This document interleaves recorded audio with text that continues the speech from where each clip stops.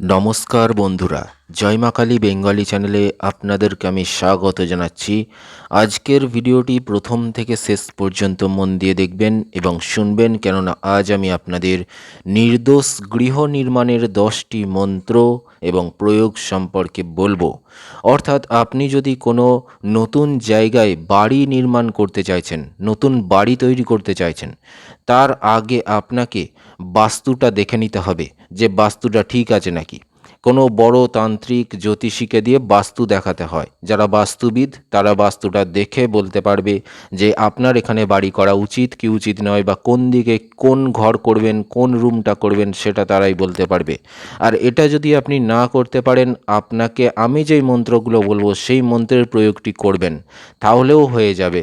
নির্দোষ গৃহ নির্মাণ করতে পারবেন, অর্থাৎ সেই বাস্তুতে বাড়িটা তৈরি করলে আপনার সেই বাস্তুতে কোনো দোষ থাকবে না। কেননা বাস্তু দোষ থাকলে এবং সেই বাস্তুর ওপরে বাড়ি তৈরি করলে সেই বাড়িতে অনেক অঘটন ঘটে থাকতে পারে এবং ঘটতেও পারে। তার জন্য সেই বাস্তুটাকে নির্দোষ করতে হবে, কোনো দোষ থাকলে সেটা কাটাতে হবে। এবং আমি যে পাওয়ারফুল মন্ত্রগুলো বলবো সেই মন্ত্রের মাধ্যমে সেই বাস্তুর দোষ কেটে যাবে এবং আপনি তাই সেইখানে বাড়ি নির্মাণ করলে কোনো রকম অশুভ অঘটন কিছু ঘটবে না। তাই নির্দোষ গৃহ নির্মাণের জন্য যে 10টি মন্ত্র রয়েছে আমি আপনাকে বলবো, তার জন্য প্রথম থেকে শেষ পর্যন্ত ভিডিওটি দেখবেন এবং শুনবেন। কিন্তু তার আগে বলে রাখি, আজকের ভিডিওটি আধ্যাত্মিক বিষয়ের উপর ভিত্তি করে প্রস্তুত করা এবং লোকবিশ্বাস অনুযায়ী প্রাচীন তন্ত্রশাস্ত্র থেকে সংগৃহীত করা বিদ্যা। যারা বিজ্ঞানে বিশ্বাস করেন তারা দেখবেন না, কেননা বৈজ্ঞানিকভাবে প্রমাণিত নয়। যারা ঈশ্বরে বিশ্বাস করেন, ভগবানে বিশ্বাস করেন, তন্ত্রমন্ত্র ও আধ্যাত্মিক বিষয় নিয়ে চর্চা করেন, ভালোবাসেন, তারাই কিন্তু দেখবেন। তো চলুন শুরু করছি। নির্দোষ গৃহ নির্মাণের 10টি মন্ত্র কী রয়েছে দেখুন আপনাদের স্ক্রিনে কী বলছে তন্ত্রশাস্ত্রে। গৃহ নির্মাণের আগে জায়গাটি ভালোভাবে দেখে খরিদ করা প্রয়োজন। বলছে বাড়ি নির্মাণ করার আগে অবশ্যই কিন্তু জায়গাটি ভালো করে দেখে তারপরে কিনবেন। বাস্তুশাস্ত্রের হিসাবে গুণফলের মধ্যে ভাগ হওয়া ফ্ল্যাটও শুভ মানা হয়, ঠিক আছে। স্থান নির্বাচনের পর গৃহ নির্মাণের কাজ শুরু হয়ে থাকে। গৃহ নির্মাণের জন্য এখানে 10টি মন্ত্র বলা হচ্ছে, যার উচ্চারণ মাত্রই আপনার বাড়ি শুদ্ধ ও উপযুক্ত হয়ে উঠবে এবং হাওয়া বাতাস প্রভৃতির অভাব থাকবে না। বাড়ি তৈরির মাঝে কোনো বাধা বিঘ্নও আসবে না।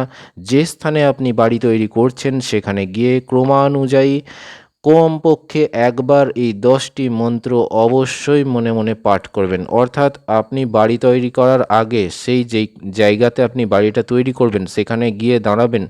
দাঁড়িয়ে এই যে মন্ত্রগুলো আমি দেখাবো 1 থেকে 10 পর্যন্ত, আপনি ঠিক 1 থেকে 10 পর্যন্ত ক্রমানুযায়ী আপনি কিন্তু এটা জপ করবেন, ঠিক আছে।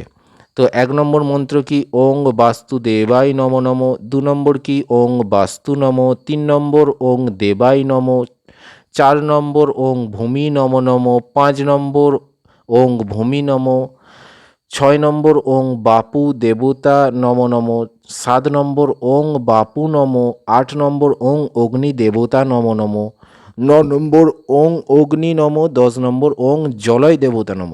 তাহলে এই যে 10টা মন্ত্র ঠিক যেরকম ভাব 1 থেকে 10 পর্যন্ত লেখা আছে, আপনিও 1 2 3 4 করে এইভাবে 1 থেকে 10 পর্যন্ত মন্ত্রগুলো কমপক্ষে একবার করে অবশ্যই দাঁড়িয়ে বলে দেবেন, তাহলেই দেখবেন বাস্তু দোষ কেটে যাবে। একটি লাইক দেবেন, চ্যানেলটি সাবস্ক্রাইব করবেন, 50 জনকে শেয়ার করে কাজটি করবেন, গুরু অনুমতি পাচ্ছেন তবে। আর এই চ্যানেলে বহু ভিডিও রয়েছে, দেখতে থাকুন। ধন্যবাদ।